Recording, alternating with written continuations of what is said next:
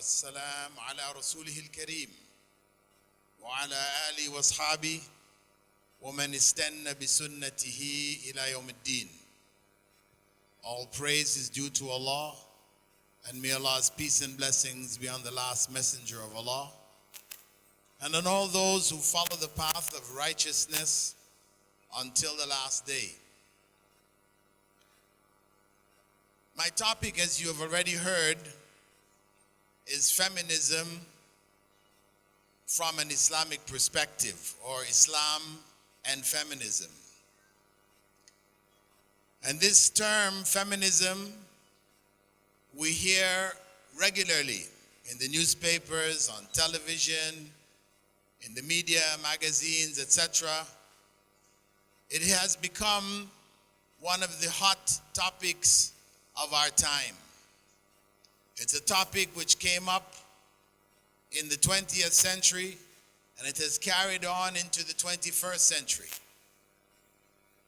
And it's a topic which represents, in the hands of some, an attack on Islam, or the basis from which Islam would be attacked. However, feminism in its origin was not against Islamic teachings. It is what feminism has become in our times, where we find it challenging and seeking to displace Islamic teachings in the Muslim Ummah, the female element of the Muslim Ummah. So, for us to understand this topic, let me first give you a definition. The definition found commonly is that feminism is the belief in the social, economic, and political equality of the sexes. The social, economic, and political equality of the sexes. This is the essence of what women, Western women in particular, were fighting for the last 300 to 500 years. The social equality, which had to do with family and how family operated. Economic, which had to do in the workplace, wages, and equality of pay for equality of work. And in the political sphere, it was focused on voting, because up until 1920 in the US, there wasn't an opportunity for most Americans or American females to vote. Voting was the right only of males. But by 1920, 1918 in the UK, women were given the right to vote. And with that right, they progressed with the civil rights issues of the 20th century, where Black Americans sought their rights, which were supposed to have been given to them. And the women's movements, women's rights movements, they followed up behind the civil rights movements in the US. Now, when we look at the issues of feminism, we have to understand that feminism in the West is quite different from what many of you might think feminism is as Muslims. Because the background, the history which produced feminism in the West is different from the background for Muslims. Because if we consider that 1,400 years ago, in the 7th century, Prophet Muhammad sallallahu alaihi wasallam had stated in his farewell address, Khutbatul Wida', he had said there in that khutbah, Ya ayyuhan nas, ala inna rabbakum wahid. O people, your Lord is one. Wa inna abakum wahid. And your father is one. Ala la fadla li arabiyyin ala a'jamiyyin. By Allah, there is no superiority of an Arab over a non-Arab. Wala li'ajamiyyin ala arabiyyin, or for a non-Arab over an Arab. Wala li'ahmarin or ahmara ala aswada. And there is none for whites over blacks. Wala li aswada ala ahmar, nor for blacks over whites. Illa bit taqwa, except based on the fear of Allah. This statement 1,400 years ago is a statement of civil rights, a statement of equality, which was only reached by Western civilization in the 19th and 20th centuries. So we have a different background.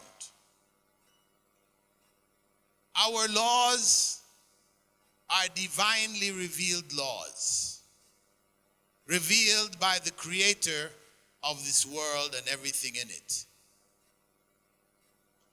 Their laws, while initially based on the Bible, and the Bible is corrupted, it is not the pure revelation from Allah, so it has in it many, many statements which go against the teachings of God.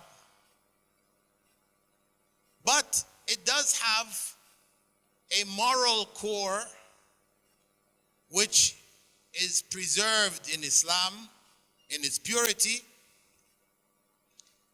So with that corruption, then it was not surprising that in the West, slavery was promoted. People of color were looked at as inferior to Europeans.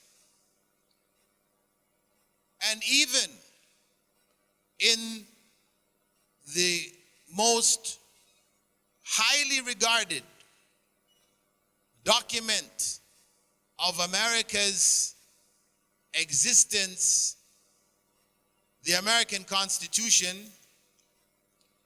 in it, and this is written in the 18th century by the leading thinkers, the most enlightened leaders who put together this document known as the American Constitution. In it, in Article 1, Section 2, called the 3/5 Compromise, it enshrines there the concept that people of color, black people, were equivalent to 3/5 of a white person. This is in the American Constitution. This is in the 18th century. And this was not repealed in the full sense until the 1960s with the civil rights movement, when finally laws were made to ensure no discrimination over race, and added to that was also no discrimination for the sexes. So there's a different background here. Because the laws in Islam were revealed by God, those laws will not be evolving. They will not need to be changed. Not to say that in some parts of the Muslim world where culture has overcome the teachings of Islam, that women may not have to fight for rights which were already given to them in Islam. So this is the perspective we are talking about. The rights which Western women fought over in the early 20th century, like owning property, this was already established in the Quran and the Sunnah 1,400 years ago. That khutbah or speech which Prophet Muhammad ﷺ gave as his farewell speech 1,400 years ago, you will not find in any civilization from the 7th century all the way up until the 20th century where a clear statement of equality and opposition to nationalism and tribalism is there. You will not find it. No matter how hard you search in all of the European countries, countries of the Far East, Near East, it's not there. And the reason why it was there at a time when nowhere else in the world was this said is because it is revelation from Allah subhanahu wa ta'ala. That's why it could be found 1,400 years ago when nobody in the rest of the world was thinking about this. It was not comprehensible. People were caught up in tribalism, in racialism, nationalism, etc., etc. So when we look at the issues of feminism,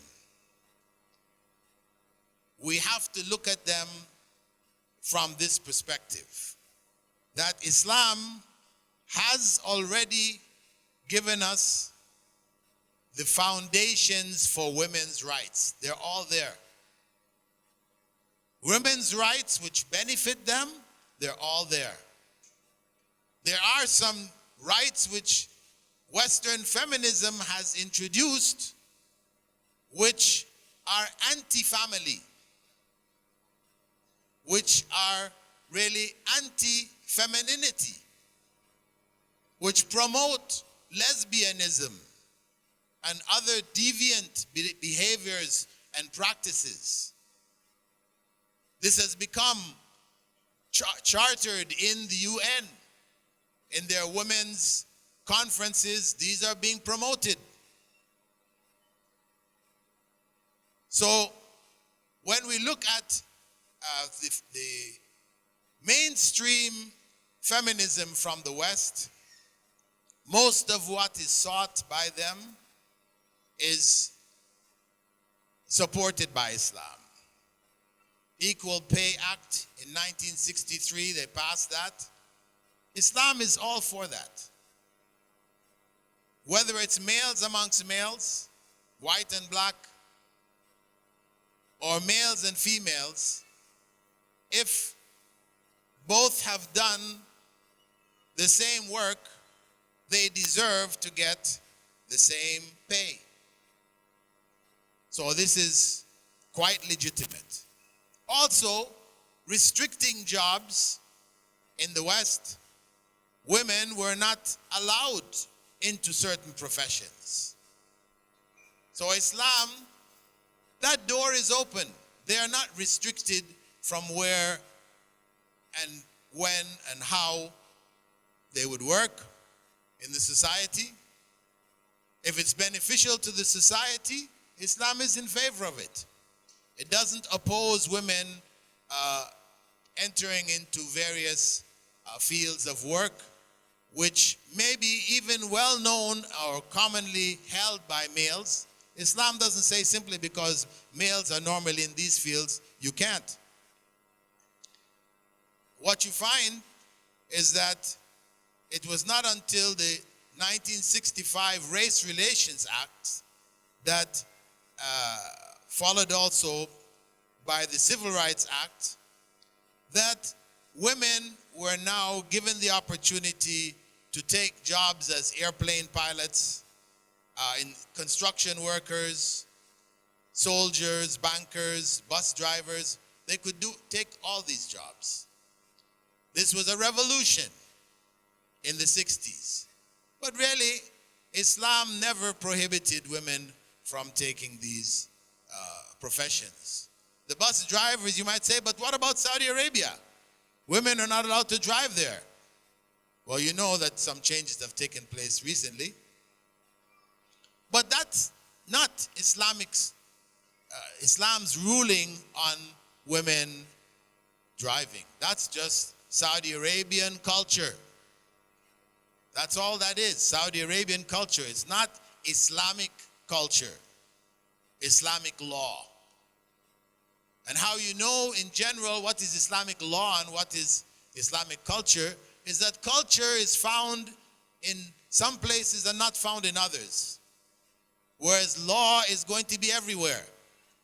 Like praying 5 times a day, it's everywhere in the Muslim world. We don't have any country which says pray 3 times a day. Fasting in Ramadan is law. Everywhere you go in the Muslim world, Muslims fast. They fast in the month of Ramadan. They fast for 30 days or 29 days. Nowhere do you find them fasting in Sha'ban instead of Ramadan. Nowhere. So you know this is Islam. But when you find things in one place, practice, for example, here in Nigeria, but you go elsewhere, you don't find it, then this is one of the signs that this is cultural. It's cultural. It's not really from Islam.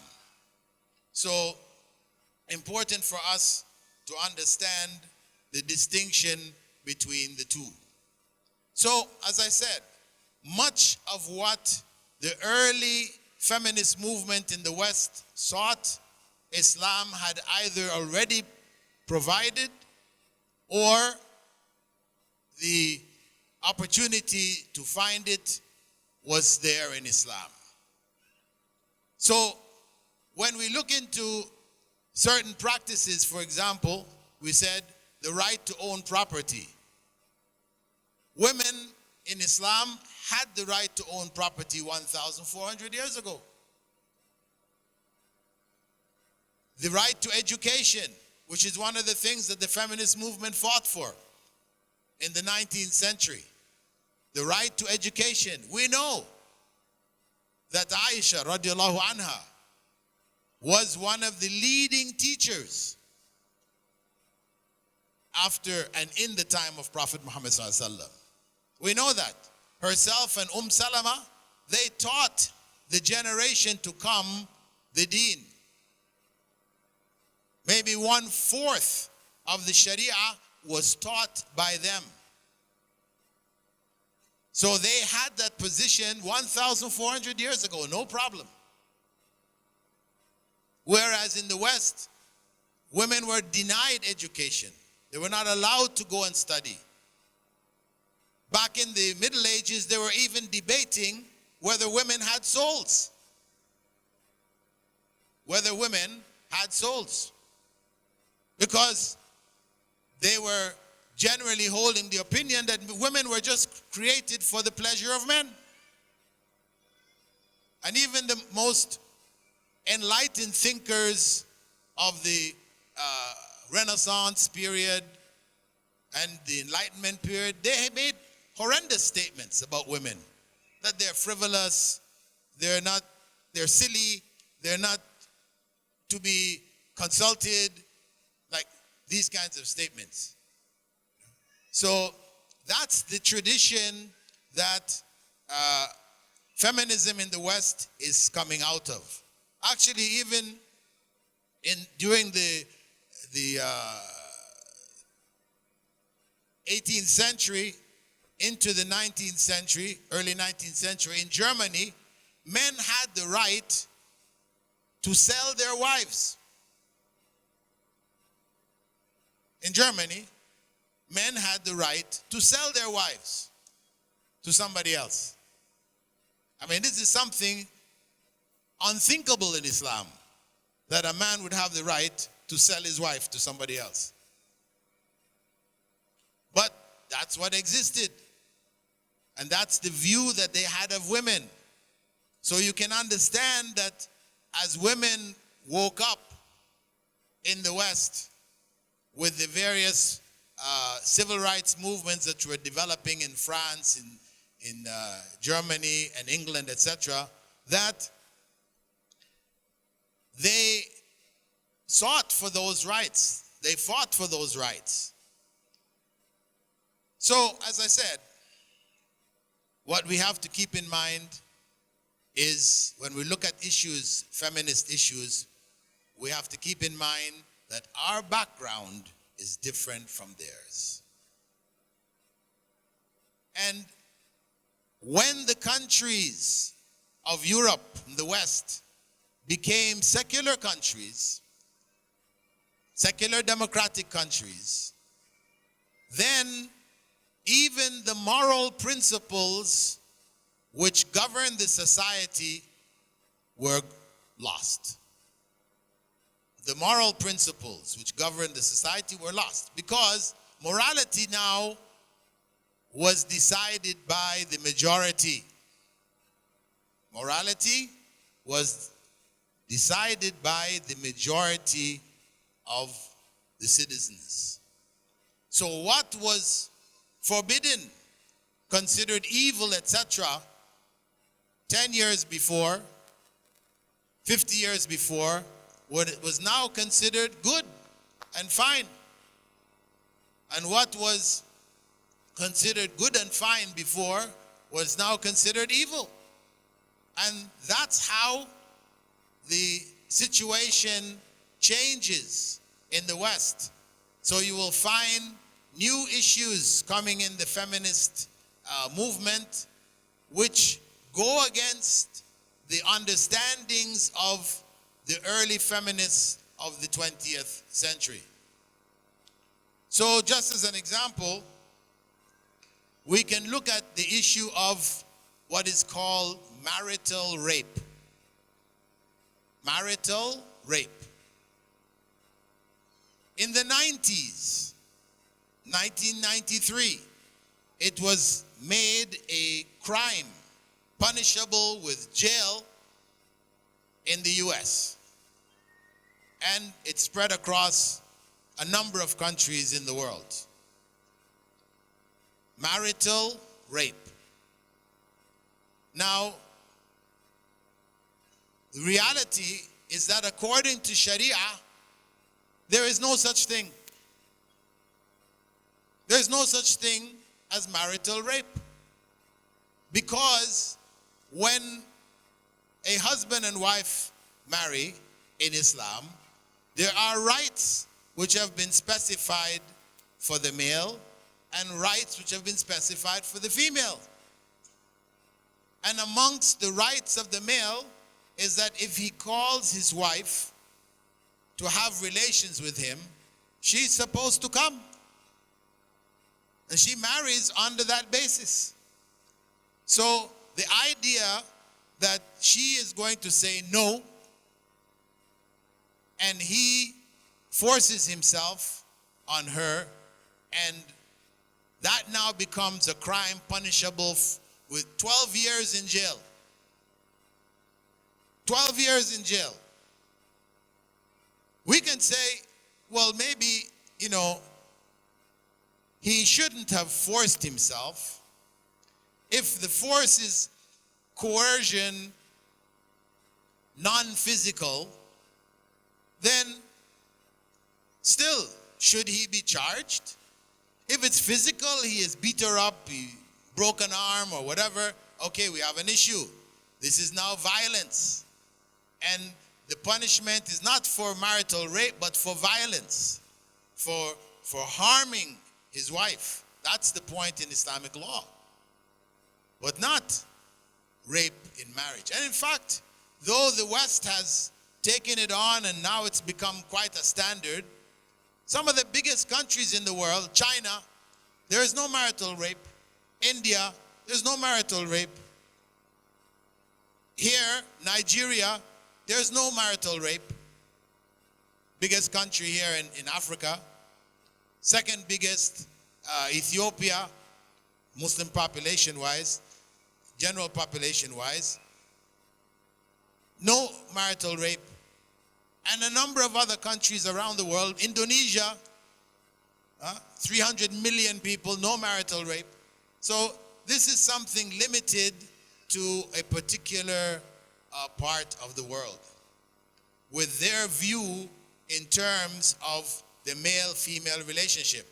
So what has happened is that feminism went from practical, institutional efforts to ensure women their fair, just, and equal rights into areas now which went beyond the boundaries of what was just, fair, and just. It now shifted into radical feminism, which identified men as being the enemy. They talk about the patriarchal society, that the only way women are going to be truly free is if they divorce themselves from men. Practically. Especially now with technology, women can have a baby without the direct intervention of a man. They have sperm banks where you just make the arrangements, you get it, and you can have a child. So they say we don't need men. Of course, they still need the men to provide the sperm.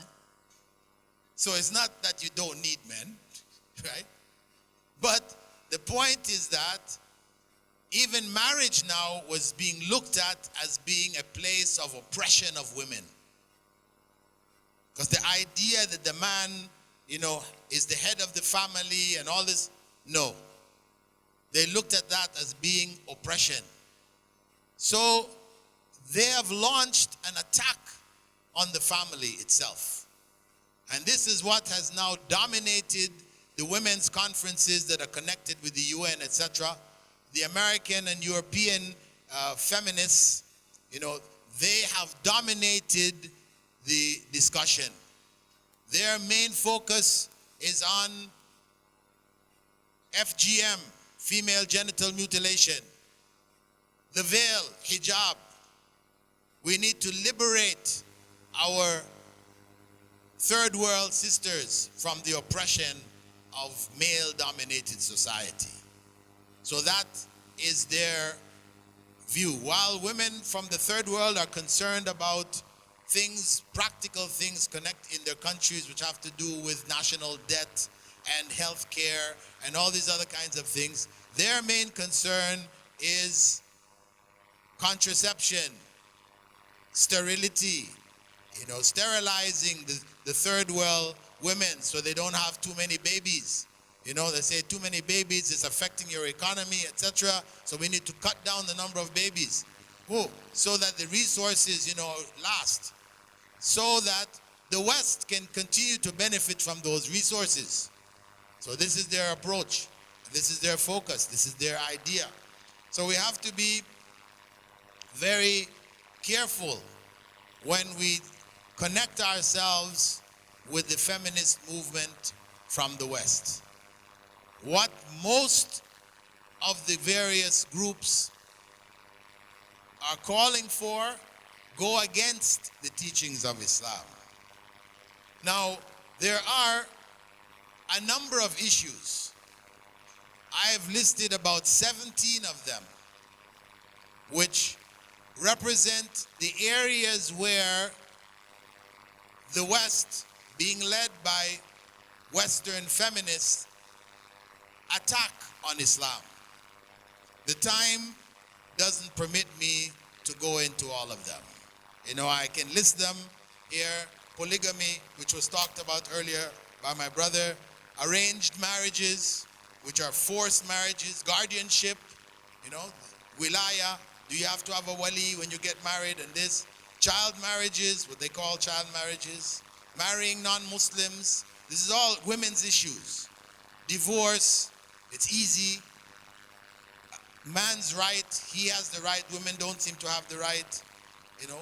Marital rape that we spoke about, as well as issues of alimony, abortion, contraception, the veil, inheritance, two witnesses, separate education. These are all topics which the West attack the Muslim world on in the name of feminism.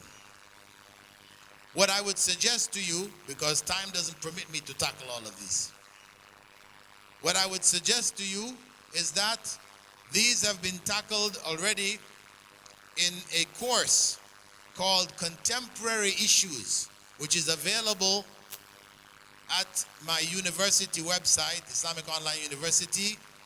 This course in the free diploma, it doesn't cost you anything. Go there and take this course. They give you a certificate at the end of the course.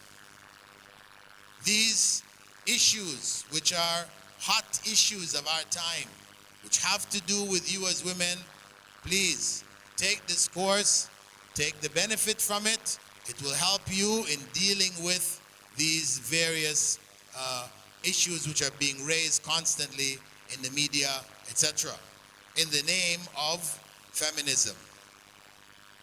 So, inshallah, this presentation, Islam and Feminism, is really about distinguishing between what we may call Islamic feminism and Muslim feminism, cultural Muslim feminism. Islamic feminism is where a Muslim woman who knows her rights in Islam insists on her rights, to get those rights, where those rights are not being given as they should. For example, female divorce, khula. Khula, where a woman has the right to initiate divorce. In most Muslim countries, it's very difficult, even though it may be on the law books, because it's in all of the schools of law, Islamic law, Sharia, the madhabs. It's there in every one of them. But because of decisions made at a point in history where the scholarship, Islamic scholarship, was at its low, this right to a large degree is denied Muslim women today. If they try to get it, it's so much going around and here, there, up, down, left, right, put this paper in, get that stamped, and all kinds of things till the end. You say, it's not even worth it. This is unfortunate, because in the time of the Prophet ﷺ, when a woman came to the Prophet ﷺ and said, listen, I want to divorce my husband. And people say, well, you have to have a good reason. She said, I don't like him. In fact, I find him ugly. Okay? I find him to be the ugliest of men. And it is affecting my iman. The Prophet ﷺ informed the man, and the divorce took place by khula. Of course, he asked her, are you ready to give back the dowry which he gave you, the mahar? She said, I'll give him back double. He said, no need, no need. It's okay, just give him back what he gave you. Right? So this is a right which women have the right to push for, that divorce should be initiated or initiatable from women. It should not only be in the hand of the man. And most women don't know that it's also possible in your marriage contract to put it as a condition that I have the similar right to divorce as my husband. So even without going the khula route, you can pronounce divorce as the husband pronounces divorce. You can seek it in your contract. Most women don't know this. What? Really? Yeah. Inshallah. So this is a part of Islamic law, but people are not informed that, so you don't know. So you are put in the position, in many cases where it is extremely difficult for you to get out of, marriages which are harmful, even harmful to yourself. So Islamic feminism stays within the bounds of the Sharia. It doesn't seek what is contradictory or violating those principles. So if a woman, for example, she can't conceive in her own womb, in the West, it's possible for her to either combine ovum from her womb, from her fallopian tubes, combined with the sperm of her husband or the sperm of anybody else from a sperm bank, and that combination put in the womb of another woman who becomes a surrogate mother, and she has a child. From the Islamic perspective, this is not permissible. The only in vitro fertilization, IVF, acceptable is where the ovum of the woman is combined with the sperm of her husband and it is placed in her womb. That's it. If she can't bear a child in her womb, then she's patient. Adopt a Muslim child. That's possible too. Adopt that Muslim child. The Prophet ﷺ had said that myself and the orphan are like this on the day of judgment. So find an orphan child and adopt them. But any other combination Islamically is not allowed. It's not acceptable. That child that grows, child of yours that grows in the womb of another woman, she is being nurtured by that woman, by all the things that are connected to it. That child is not really yours anymore. It's not really your child. And if you combine it with the sperm of another man, how is your husband going to claim this is your child, his child? Can't. So it's very clear in this matter, though Prophet Muhammad ﷺ did not speak on it directly. The Sharia has principles which ensure that only one form of IVF, in vitro fertilization, is acceptable from the Sharia perspective.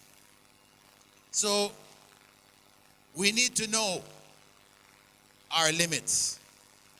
And when Allah subhanahu wa ta'ala had said, وَكَذَلِكَ جَعَلْنَاكُمْ أُمَّةً وَسَطًا, that in this way we have made you Muslim females, we have made you a moderate middle nation, not going to one extreme or to another extreme, just in your practices, righteous in your beliefs. لِتَكُونُوا شُهَدَاءَ عَلَى النَّاسِ, to be a witness to the rest of humankind.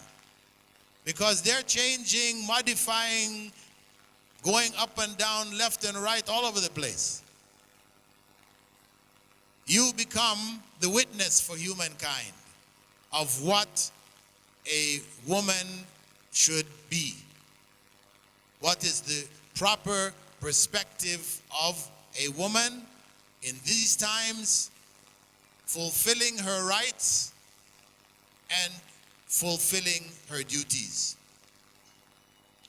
So Allah has made us in that way, so we should stay within the Sharia limits and avoid the extreme views of those who may be Muslims in name and culture, but who don't have any problem with breaking the Sharia. Because as far as they're concerned, Muhammad ﷺ was a male, a patriarch. And as such, he represents a part of the enemy. That's what it has come to. He represents a part of the enemy.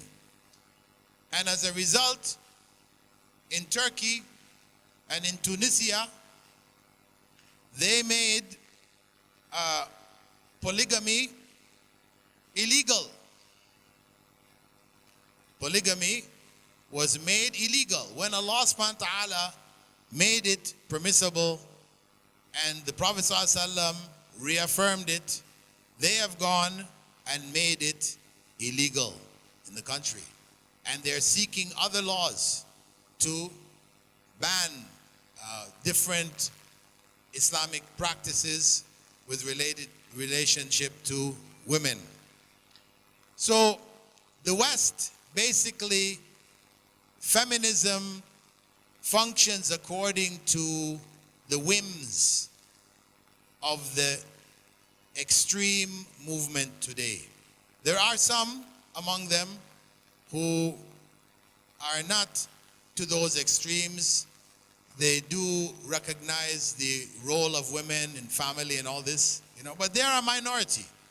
The majority now who call themselves feminists are people who are anti-family. They're anti-family. Of course, you have the issue. You're out working, your husband's out working, but you have to come back home and cook the food, wash the dishes, everything else. He comes back home and rests. Well, if your husband is having you work, then he has to share in the housework. If you choose to go out and work, he says, I'm not stopping you, but don't let your going out to work reduce your housework. So you're not taking care of the home. Because it's not necessary for you. I have the means to look after both of us. So it's not necessary, but if you want to, I don't object. However, not at the expense of taking care of the home, taking care of the children in the home. So that's the arrangement, which can be worked out. And you make that arrangement accordingly. But if he's telling you, no, go on work because I don't have enough to take care of both of us. We need a second income. And this is in many cases like that today in these times. We need that second income. Then okay, if I'm going out to work, you tell him, hey, don't expect me to come home after working, 9 to 5, just like you. And then the first thing I come home, I have to be rushing to the kitchen and cooking this and that. And, no. That's not fair.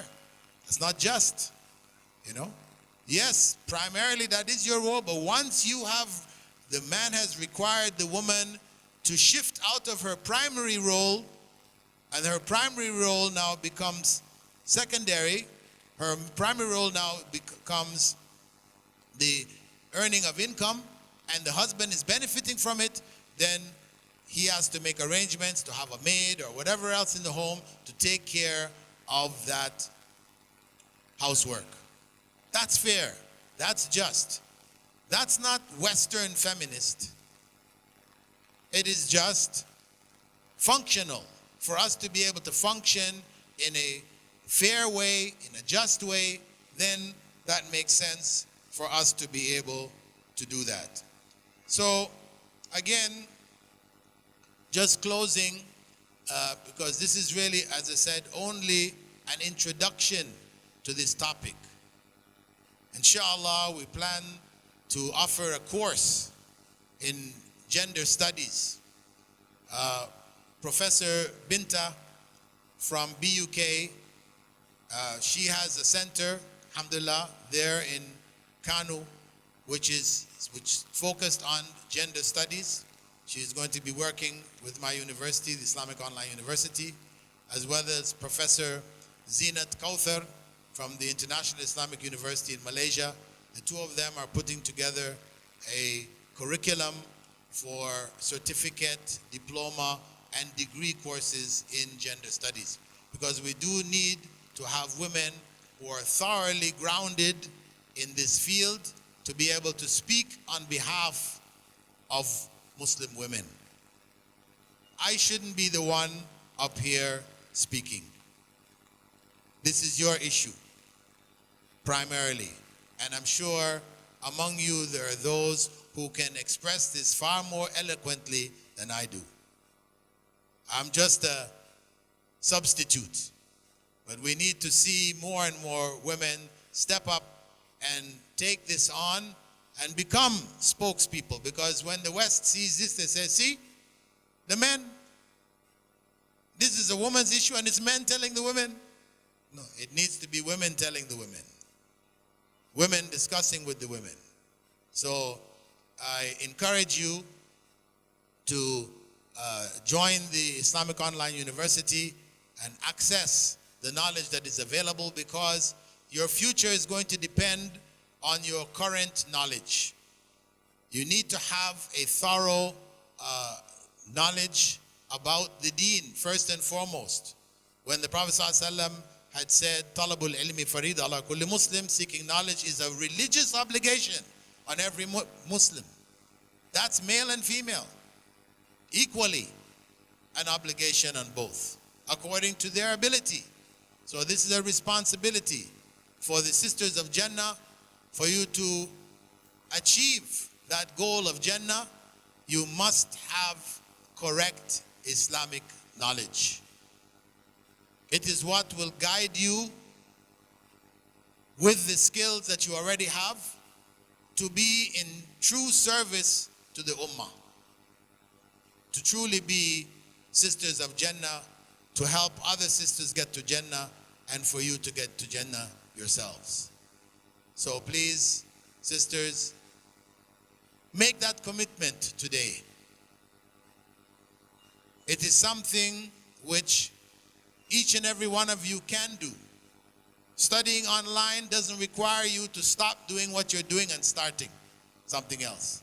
Studying online means right at home, while you're doing housework, etc., or even when you're working outside of the home, in your spare time, studying, improving on your knowledge, inshallah, sharing that knowledge, and inshallah, we will have a brighter future for the Muslims, and especially the Muslim sisters of Nigeria in the years to come. Barakallahu feekum. Assalamu alaikum wa rahmatullahi wa barakatuh.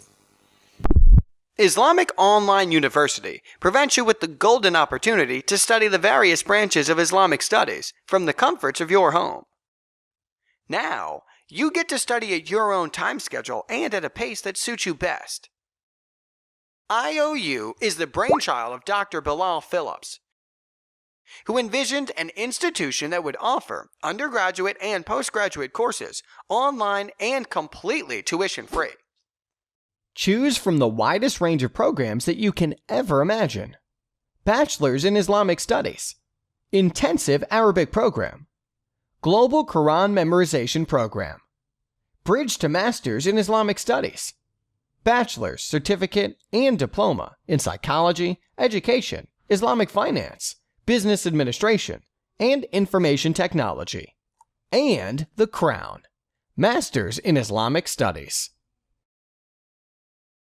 Our syllabus is based on the bachelor's degree program of Madinah University, Durman Islamic University, Al-Azhar University, and other reputable Islamic institutions. Your journey to acquire Islamic knowledge is just a click away. IOU is globally accredited. No traveling required. Save time and money. Study according to your own schedule. Assignments, tests, and exams conducted online to help you ace each course. Audit stream for those who have no time for exams. Textbooks and Islamic resources are completely free. Study under the guidance of highly qualified scholars. Enlighten yourself with the power of knowledge. Get access to live sessions, lectures, audios, and much more. Customize your own study plan and pick anywhere between 2 to 9 courses per semester. If you are looking for something even more flexible, do not despair. We have got you covered. IOU offers a completely free online diploma consisting of more than 35 courses. Say goodbye to time constraints. Join the world's first tuition-free Islamic university with a massively diverse student body from around the world. Islamic Online University. Changing the nation through education. Register now and get started. Visit www.iou.edu.gm for more details.